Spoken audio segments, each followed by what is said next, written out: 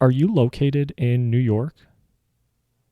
Yeah, upstate New York. I'm in a suburb of Syracuse. Okay. And you teach at Syracuse, right? Well, I'm retired now. I taught at Syracuse for 45 years, but I retired in 2010. Before Syracuse, were you teaching somewhere else? No, I came to Syracuse right after I finished my PhD, and I didn't think I was going to stay that long, but it turned out to be a good place for me. Mhm. How do you like upstate New York versus, what most Americans think of New York? They think of New York City. Well, I'm from Chicago originally, so uh, it was a big change, both because of the region and because Syracuse obviously is a small city. Uh, but I like it very much. I like the scale. The one thing that was sort of fearsome was the winters, which uh, were legendary. Syracuse historically uh, has been the snowiest major city in the continental United States. Although, interestingly, over the last 5 years, the winters have become milder and milder. We don't know whether it's climate change or what, but that was the only negative thing, really. But actually, I very much enjoy living here. Is it heavily populated? Uh, well, not really. I mean, there's a string of small cities, east to west. So you have Albany, you have Utica, you have Syracuse, you have Buffalo, and basically they follow the line of the Erie Canal, which was completed in 1825. Uh, but certainly not densely populated. And one of the nice things about it is that you can leave Syracuse, you can leave the metropolitan area, and within a few minutes be in absolutely beautiful countryside. That's awesome. I have never been outside of New York City. I've been to New York City, but I've never ventured north. And one of these days, I should do that. I should venture north. Um, Yeah, we're really about 300 miles from New York City, so it's a different world. wow. Yeah. Well, really quick, Michael, I'm going to give you a proper introduction. Hi, everybody out there. My name is Chris. This is Chee-Tash. And today I'm joined by another guest, Dr. Michael Barkun, author of A Culture of Conspiracy, professor, researcher, author. Michael, how are you doing today? I'm doing very well, Chris. Did I miss anything in that introduction? Anything you want to add? No, I suppose one thing, I'm professor emeritus of political science at the Maxwell School at Syracuse University.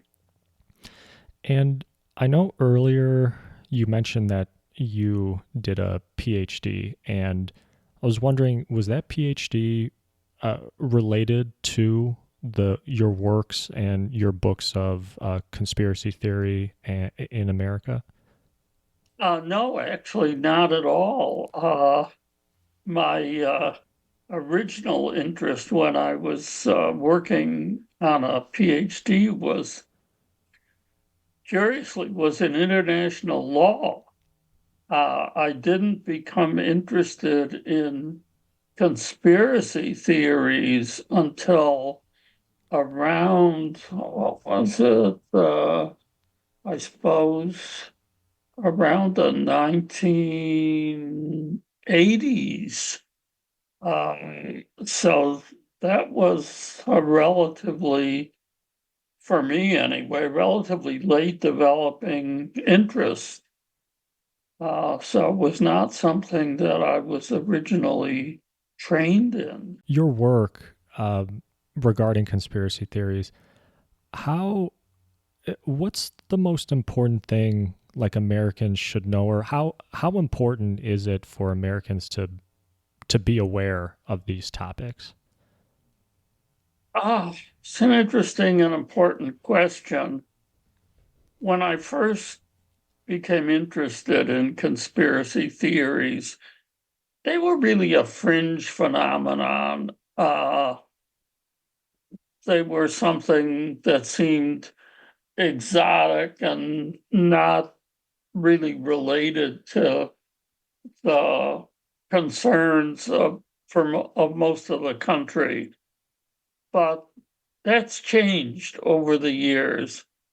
And conspiracy theories now have become much more a mainstream phenomenon, so that the the boundary between the fringe and the mainstream is no longer the strict boundary that it was when I started looking at conspiracy theories. Now, of course, they're all around us. They're part of the general discussion of politics in this country. And there are major political figures who traffic in conspiracy theories, so that they should be a concern for Americans generally. You can't really be conversant with American politics without running across conspiracy theories.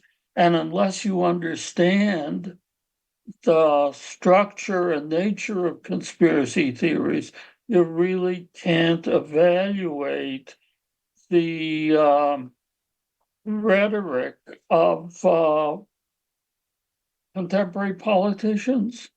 Do you remember, like prior to your academic career, like say when you were very, very young, uh, do you remember hearing about conspiracy theories? Well, I suppose the earliest ones that I remember were in the 1950s, during the Red Scare, when there were, of course, numerous conspiracy theories about uh, communist penetration of various institutions, political and non-political, that were associated with McCarthyism and other manifestations of anti-communism and the late 40s and into the 1950s. I guess those were the earliest conspiracy theories that I can remember. Uh, but then, of course, uh, they they fizzled out, or at least were relegated to the fringe pretty quickly. I think, well, my memory gets kind of hazy here, but I guess maybe by the second Eisenhower administration, and they then get pushed into the fringe, so they survive in organizations like the John Birch Society, but they're no longer out among the general public. So those are the earliest ones that I can remember. And would you say things compared to when you were younger, compared to what they are today, it's is it just a whole nother animal for today's theories? No, I don't think they're a whole nother animal. Uh, I think there are some real differences. Uh, One difference is, of course, a technological difference, and that has to do with the fact that now you've got the internet and you've got social media, which provide channels for the very rapid, low cost mass distribution of conspiracy theories. And that's really unprecedented. So it's now possible, obviously, to transmit conspiracy theories very quickly to potentially very large audiences in a way that you couldn't do really prior to maybe the mid 1990s. So that's a major change. The other change that's significant is that if you look at, let's say, the 1950s, all the conspiracy theories basically revolved around uh, one theme, namely the communists or the communist danger. Now you've got conspiracy theories of all sorts. So you've got the QAnon conspiracy theories, which are, a whole complex animal of its own. You've got the stolen election conspiracy theories of the MAGA uh, people. You've got all sorts of different conspiracy theories out there. So it's not a case of one conspiracy theory that uh, dominates. And that's also a difference. And in the preface of your book, again, A Culture of Conspiracy, a very good book, by the way. And in the preface of your book, you mentioned how you had it all ready to go and it was ready to print. And then all of a sudden, September 11th happens, 2001, the attacks on, World Trade Center, Pentagon, Shanksville. And you mentioned that you had to basically, I guess, like go back to the drawing board or like add new things to it. And I was wondering how much of your book changed after September 11th.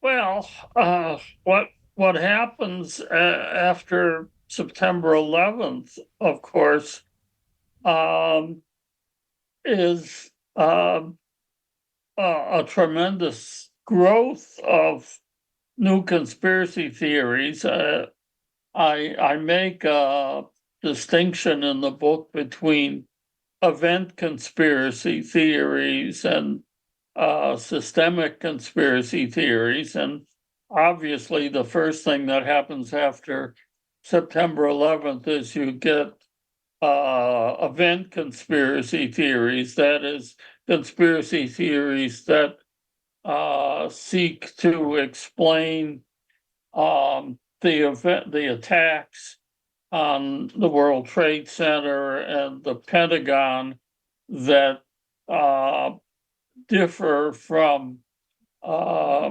the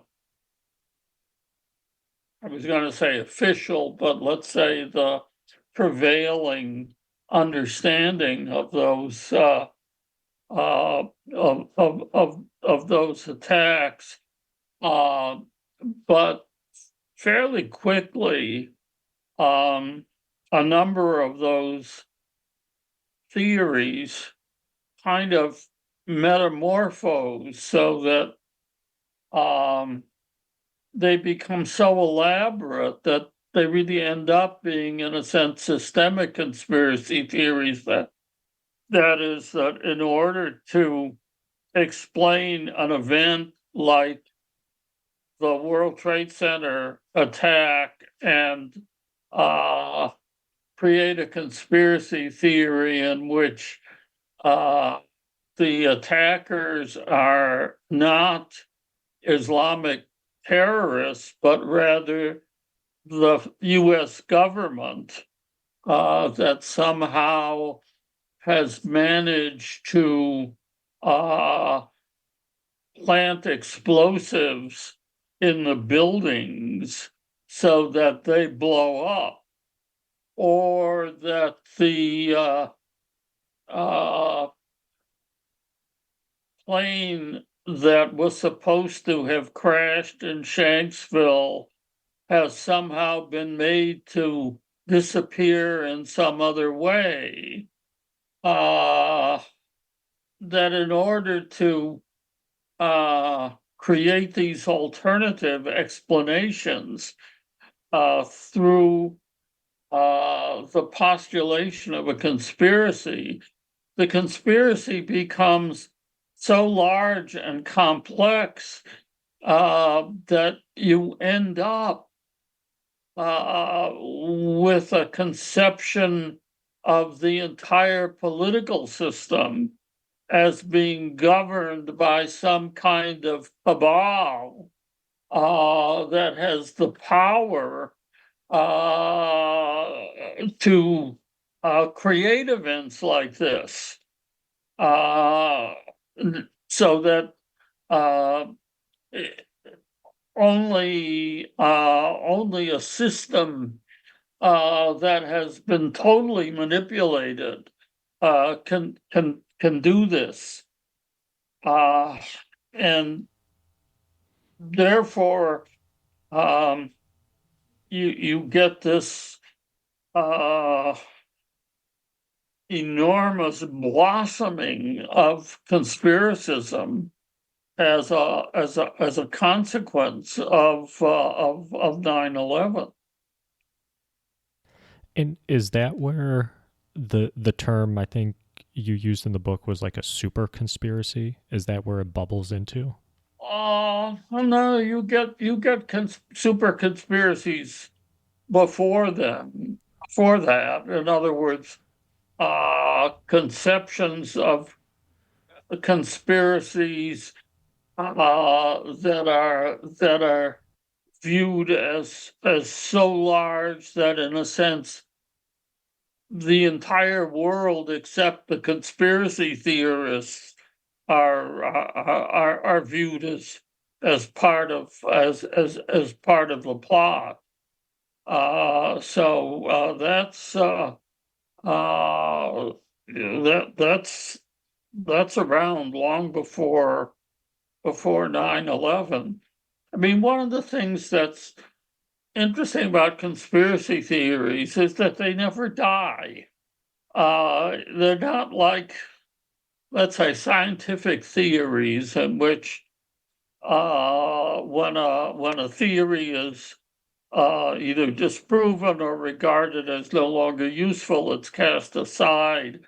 But with conspiracy theories, um, there may be changes in fashion, but the old conspiracy theories are all still around. So uh, conspiracy theories that were there uh, 200, 300, 400, 500 years ago are still there. Conspiracy theories involving the Jews, the Jesuits, the Masons, the Mormons, they're all still out there. All you have to do, obviously, is go to the internet. So, they never die. They just keep getting recycled. Hmm. I wanted to ask you about a word that you had used in your book that I'd actually don't think I've ever heard before, and I was wondering if the word millennialism, is that another way of saying a conspiracy theory, or are those two different things?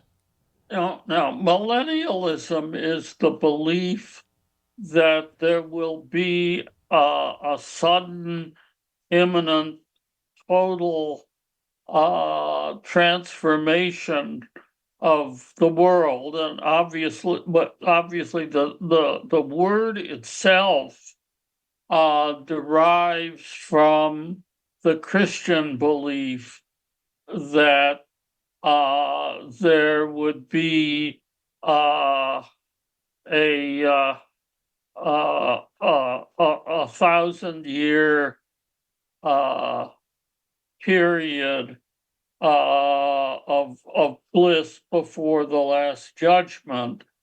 And actually, I got interested in millennialism before I was interested in conspiracy theories.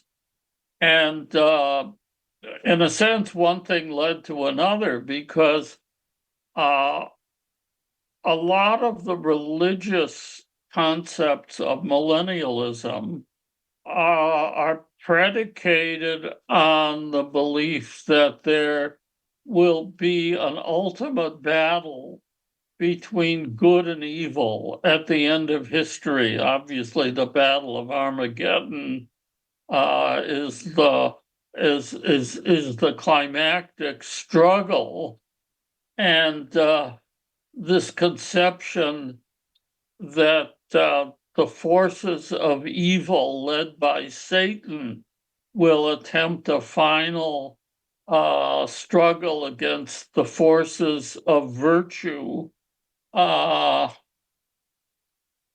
leads many millennialists to conceive of satanic forces in conspiracist terms, so that there are numerous millennialists who think of the end times in terms of an emerging evil conspiracy. Now, historically, as I've suggested, this was often conceived in religious terms, but it can obviously also be conceived in secular terms, uh, uh, so that the evil force is no longer a manifestation of Satan, but a manifestation of what international bankers or plutocrats or the Illuminati or whatever evil force a conspiracy theorist wants to grab onto. But it's the same millennialist conception that there's going to be an end to history, which will involve a climactic struggle between good and evil, with the presumption that somehow good will triumph. So there is a real link here between what was originally this millennialist conception of the end times and and conspiracy theories. And you mentioned things getting kind of more secular, and is that where the term improvisational millennialism comes in? Well, not necessarily. In other words, um, you can have secular millennialism and secular conspiracism that isn't improvisational. For example, Marxism is a secular millennial system of ideas, and there are a lot of conspiracy theories that are secular. The idea of the Illuminati, for example, is secular. It's not improvisational. By improvisational millennialism, I had in mind systems of belief that are mixtures of ideas from a lot of different and sometimes incompatible sources that get, in a sense, mixed together in in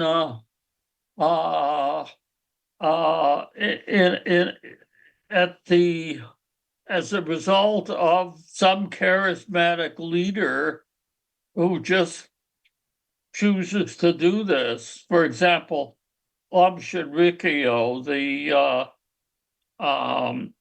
the religious group in Japan that tried and thank goodness failed to kill large numbers of people with sarin gas in the Tokyo subway. This was when around, was certainly in the early 1990s. Shinrikyo put together or brought together all sorts of seemingly incompatible ideas from fringe science and Tibetan Buddhism. It was a weird mixture. Instead of a set of beliefs from, let's say, a single religious tradition. So that's what I mean by improvisational millennialism. QAnon is another one, with its mixture of the deep state and child trafficking. It's just got elements that have been taken from all sorts of different sources and mashed together. You had mentioned in your book that there's some principles that indicate a conspiracy theory. And and if I'm missing anything here, definitely let me know. Is like if nothing is as it seems, nothing's comes about by accident, and everything is all connected. And do you need all of those things to engage or like have a conspiracy theory, or do you just need some elements of those? Ah, that's an excellent question. I don't know. I'm probably going out on a limb here, but my guess would be that you don't need all three. Uh, but you would certainly need some, and probably at least two. Let me qualify this in a couple of ways. First, you need to make a distinction between conspiracies and conspiracy theories. Conspiracies are out there. There are real conspiracies. The law, particularly in countries that have been influenced by the English legal system, have long recognized conspiracies as a crime. But there certainly have been conspiracies in the sense of two or more people getting together to commit an illegal act. Conspiracy theories are mental constructions rather than acts. They are sets of ideas about the world. Generally speaking, the broader the set of circumstances that a conspiracy theory seeks to explain, the more likely it is that the theory is false, all other things being equal. Um, there are some event conspiracy theories that may well be true. In other words, there are event conspiracies that unlike those that emerged after the 9/11 attacks, do not expand into the immensely complicated theories that one got about there being false flag attacks and so on, that simply remain limited to seeking to explain one single event. So it is possible that there might be a very limited event conspiracy theory that may be true. But again, the broader the conspiracy theory, the more likely that it's going to prove to be false. I never thought about that distinction that you just mentioned between like a mental construct and then the actual act of doing something. And something that comes to mind. So would you say something like we in America, we've had, like, there was Iran Contra, there was Watergate, maybe even some people would say, Bill Clinton's affair with Monica Lewinsky. Like, these, maybe you could say, are conspiracies, but they're not a conspiracy theory. Am I thinking about that correctly? Yeah, yeah. In other words, if you look at Watergate, uh, was a conspiracy. Now, the more it was investigated, the broader it got, and uh, what was the term? It's not the conspiracy; it's the cover-up. Well, that becomes, in a sense, a second-order conspiracy, but it's identifiable. In other words, you can say, well, so and so did such and such, so it's not speculation. You can specify who did what to whom.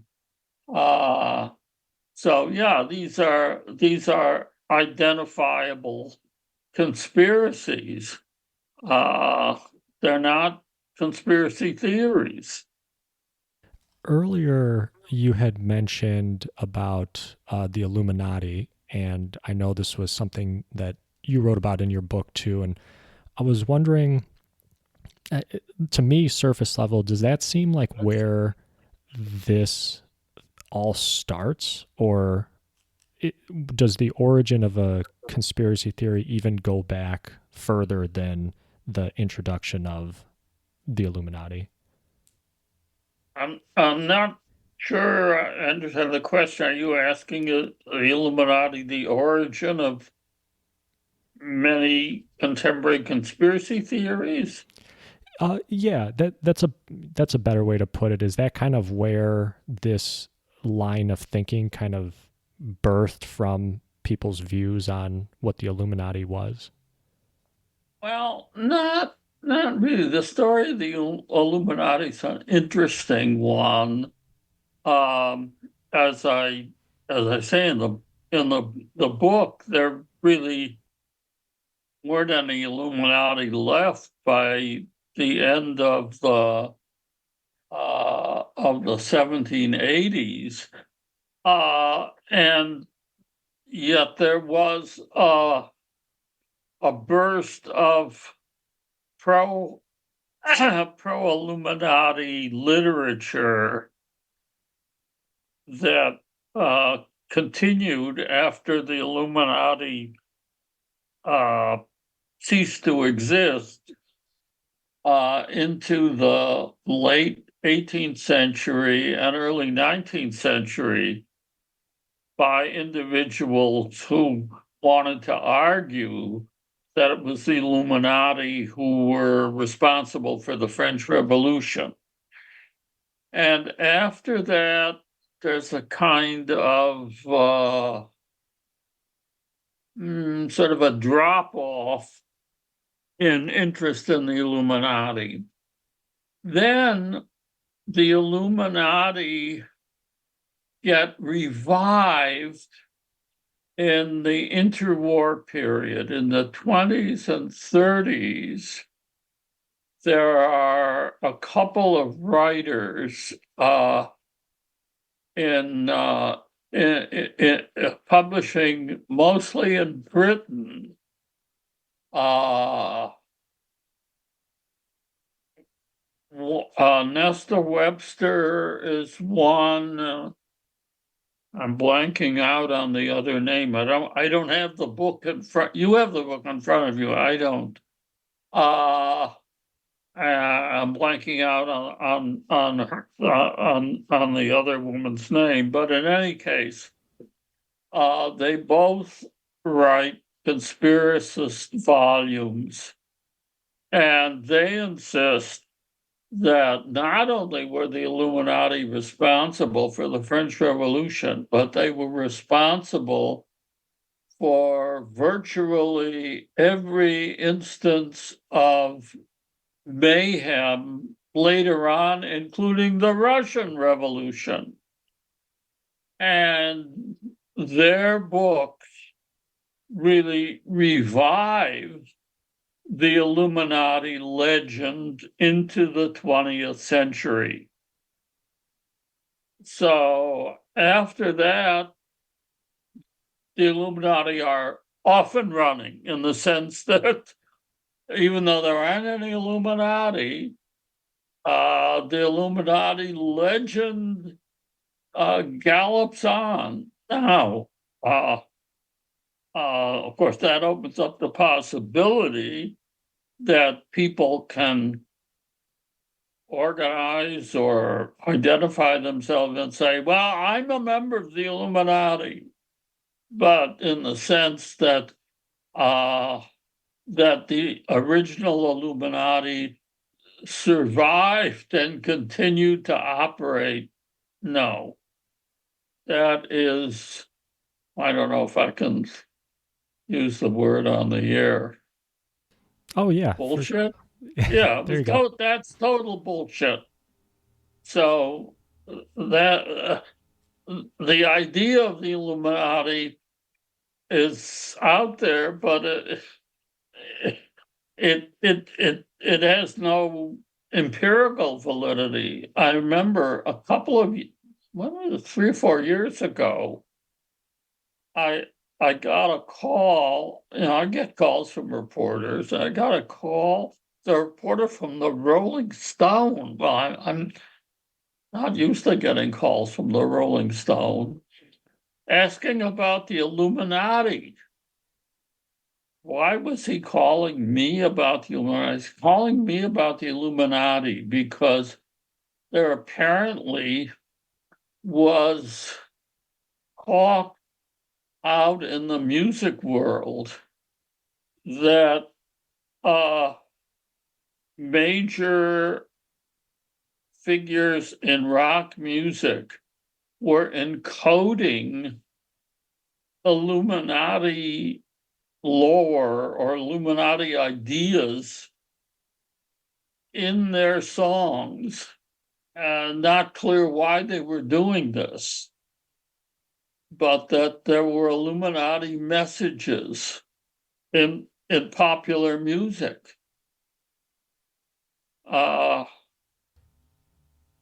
So whether this was Whether this was actually true or not, I'm not sure.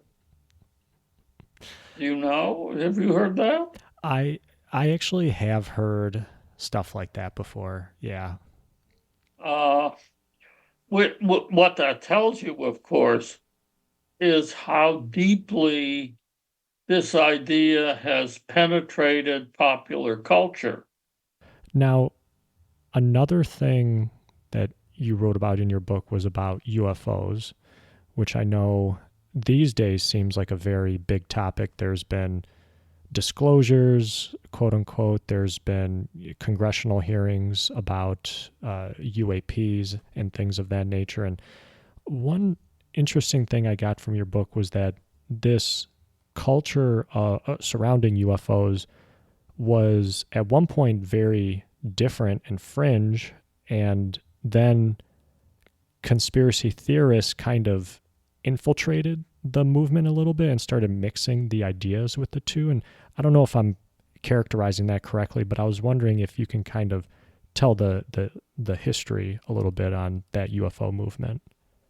Well, yeah, but I should make clear that uh, the linkage between um, UFO ideas and conspiracy theories has involved only a small segment of the UFO subculture. So I don't mean to imply that most people who are interested in or write about UFOs are conspiracy theorists. That is not true.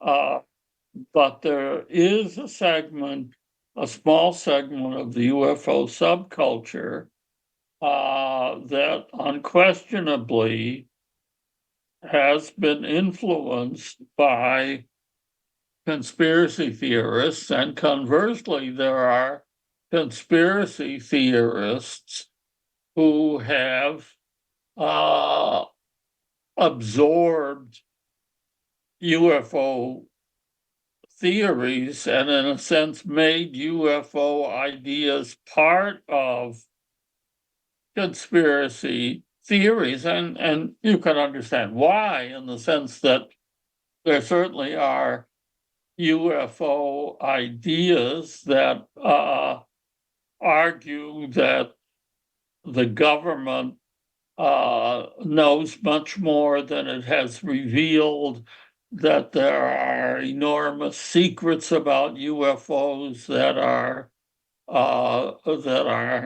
are hidden, and obviously this sort of thing is grist for the conspiracist mill. I kind of have been I follow a little bit on like UFOs and UAPs, and it certainly feels like it's gone way more mainstream nowadays. And I see people getting interviewed on major news networks on their thoughts on this phenomenon. And there's been video footage that has been released by the Pentagon showing kind of weird things that the military has seen out and about. And I don't know if you have a thought about that. Well, I should say certainly that the uh, situation that you're describing now is very different from what existed when my book was published. I'm trying to think of when that was, something probably like 2013 or something like that. So the situation regarding UFOs has changed quite dramatically. Uh, but my sense is that UFO conspiracism is still very much out there. You go over other topics in your book, 2012, um, Obama's birth certificate controversy, and other things that are kind of going closer and closer to our current time period. And there was one that kind of stands out to me that you actually mentioned earlier in this QAnon phenomenon. And I was wondering, do you think something like QAnon, which mainly used online forums to disseminate ideas and posts, is something like that only possible with the internet and social media, or could something like that exist like prior to the technological advancements? Ah, it's an interesting question. QAnon is really peculiar. We still don't know, obviously, who Q was, whether there was a single Q or more than one individual. Uh, I'm going to say he for convenience, although again we don't know Q's gender. What there are some interesting characteristics to the Q post, of which there are about 5,000 until he stopped posting. There haven't been posts now for, I'm trying to think of when the last one was, some time ago. I've gone over all of them. Oh, wow. Uh, they they started out being very specific in terms of making concrete predictions, most of which turned out to be false, and then ended up asking sort of rhetorical questions, suggesting that Q knew the answer, but wasn't about to tell what the answers were. Began suggesting to those who were reading the posts that it was the job of those reading the post to, as it were, fill in the blanks, that what Q was doing was giving people crumbs, his metaphor, and that it was their job to find out what the true picture was. That Q knew, but he wasn't going to tell the rest of us. He was simply going to provide essential clues. And if you understood the clues correctly, you would then be able to solve the puzzle.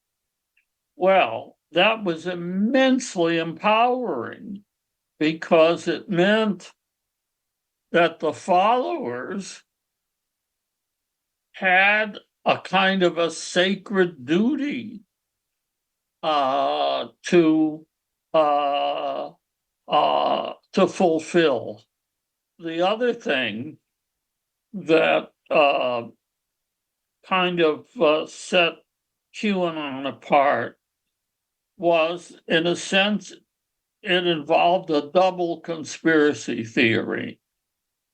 On the one hand, it lays out an increasingly elaborate theory of the deep state. In fact, the longer QAnon goes on, the more elaborate the deep state conspiracy becomes. But then QAnon says there is a second conspiracy. The second conspiracy is the conspiracy led by Donald Trump, which will destroy the deep state. Initially, they thought that was going to happen in 2017. Of course, it didn't. It keeps being delayed because the deep state is more powerful than anybody thought. But eventually, Donald Trump's conspiracy will destroy the conspiracy of the deep state. And QAnon is, as a movement, is sort of on the sidelines with special knowledge of how this battle is unfolding. And Trump, in their view, becomes a kind of quasi-messianic figure who will lead the final battle that will destroy the deep state. It's a sort of apocalyptic conception of one conspiracy fighting another conspiracy. Yeah, it seems, I don't know if you mentioned this earlier, but does that fit into like a super conspiracy? Well, the only thing that prevents it from doing that, or being that, I should say, is that they don't really see the deep state as involving countries other than the United States. Now, there is substantial QAnon activity outside the United States, in Canada, in Germany, in Japan. But my sense is that QAnon has been successful in recruiting in other countries because in other countries it tends to drop ideas that don't seem to make sense in a non-American situation. Now, another prominent figure in this area is somebody like Alex Jones. And not a couple years ago, but very recently, he was in court and he was being sued by, in part, families of the children who died at the Sandy Hook Elementary shooting. And I do believe he lost that judgment and he's ordered to pay money to the victims. And I was wondering, do you think something like that with somebody of that nature, of that stature in the community who gets punished, does that sort of deter other people from taking conspiracy theories too far? Or do you think will it always continue to be very pervasive? Yeah, I don't think it's going to have all that much deterrent value. I mean, it'll have a certain deterrent value uh, of a limited variety. I mean, I think what made Alex Jones vulnerable was not only that he appeared to exacerbate the suffering of the Sandy Hook parents, but also that there was a period,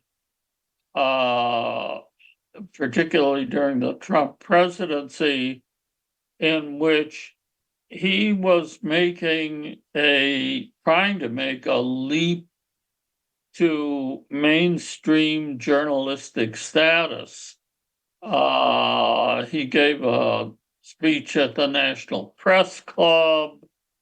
Uh, uh, it looked like he was going to set up a Washington bureau.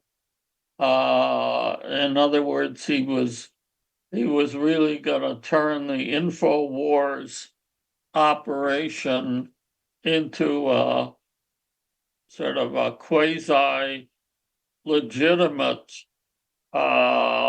media business.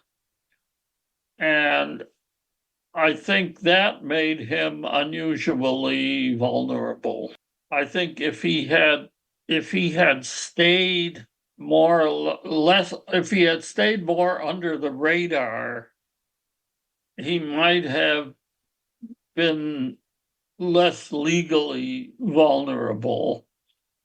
But he made such a public figure of himself that it was easier to attack him. Now, I think he's still fighting the judgment. I think he's still involved in trying to get uh, get clear of various kinds of bankruptcy proceedings. Although I haven't followed it that closely, hopefully they'll be able to leverage a significant amount of money out of him.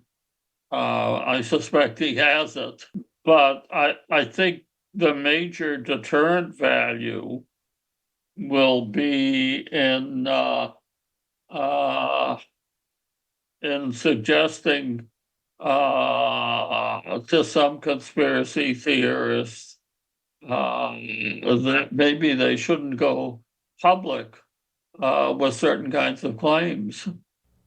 What is that fine line between a conspiracy theory and just kind of like questioning things? And if I can use an example, September 11th, you can talk about, that airplanes didn't hit the World Trade Center, a missile hit the Pentagon, and various other, a weapon was used to destroy the World Trade Center. But then you could also talk about, why were these hijackers allowed into the country? How did they get here? You had warnings from intelligence organizations that ended up close to the president, and there was potential, foreknowledge of, hey, something might happen. There was things like the Phoenix memo, where somebody who was looking into flight schools here in the U.S. and seeing that, hey, there's some weird activity going on at them. And what is that fine line between, these things and then kind of the outlandish things with conspiracy theories? Uh, oh, that's a tough question, but there obviously are legitimate questions or a legitimate area of questions that can be raised about significant events. If you talk about 9/11, there are still, as I understand, there are still documents that have not been released, for example. And I see no reason why one can't ask questions about them, or, for example, about the activities of Saudi officials. So, sure, one can ask questions about events, and one can ask questions that even seem to skirt the boundaries of probability. But there is, I I think, still a conception of reasonableness that people can bring to inquiries that can't really be codified, but probably can be generally recognized. It's hard to be more specific than that. Uh, or one can, I suppose, talk about some kind of continuum, uh, reasonable, unusual, peculiar, eccentric, crank, weird. I don't know how one formulates the nature of questions. I don't think that you speak of a fine line. I don't think there's really a line. I think there are gradations, which makes it, I think, not possible to have a clear test. I think these are issues of judgment. And with that, Michael, thank you. Thank you very much for doing this. This was a very, very great conversation, and I really enjoyed your book. I guess one last thing for people who want to purchase your books, is Amazon the best way? I suppose so. It's published by the University of California Press and still in print in paperback, so it should be available from Amazon. And are you on any social media at all if people wanted to, get in contact with you? No, but I can be contacted through Syracuse University. Nice. Okay. And I'll include a link to your book in the description of the video when it comes out.